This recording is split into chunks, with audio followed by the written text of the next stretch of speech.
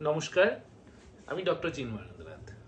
অনেকেই অনেক সময় ফোন করেন বা হোয়াটসঅ্যাপ করেন বা পেশেন্ট দেখাতে এসে বলে যে দাঁতে ব্যথা হচ্ছে, ডাক্তারবাবু কি ওষুধ খাবো।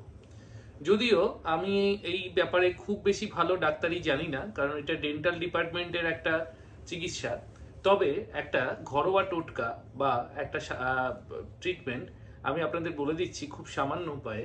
সেটা হচ্ছে প্রত্যেকবার খাওয়ার পরে হালকা উষ্ণ গরম জলে 1 চিমটি লবণ দিয়ে যদি আপনারা ভালোভাবে 5 মিনিট পর্যন্ত কুলকুচি করতে পারেন এবং সেটা যদি দিনে 3বার করেন, তাহলে কিন্তু অনেক সময়ই অনেক দাঁতে ব্যথা আস্তে আস্তে সেরে যায়।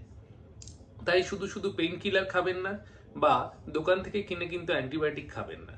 অনেক দাঁতে ব্যথাই এই শুধু গরম জলের মাধ্যমেই কিন্তু সেরে যেতে পারে।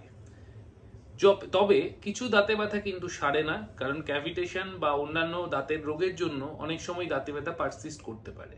তখন কিন্তু অতি অবশ্যই একজন দাঁতের ডাক্তারের সঙ্গে পরামর্শ নিয়ে সেই দাঁতটার একটা ঠিকঠাক চিকিৎসা করাবেন। নিজের ইচ্ছে মতন ওষুধ খাবেন না বা কোনো পাড়ার দোকান থেকে অ্যান্টিবায়োটিক কিনে খাবেন না। ধন্যবাদ।